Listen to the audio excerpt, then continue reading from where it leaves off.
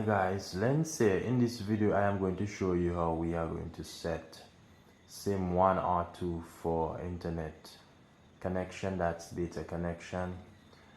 A lot of persons have been asking me actually how to do this, so I am going to show you. This is a dual SIM phone, so what you want to do, you want to head over to your settings. When you are in settings, you want to go to connections, then you want to go to SIM card manager.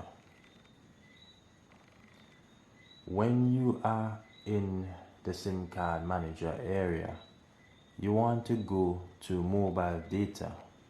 When you go to mobile data, you want to select if you want SIM 1 or 2 to be your data. So for me, I normally use SIM 1. So SIM 1 is my mobile data option. This is how you can navigate your mobile network options.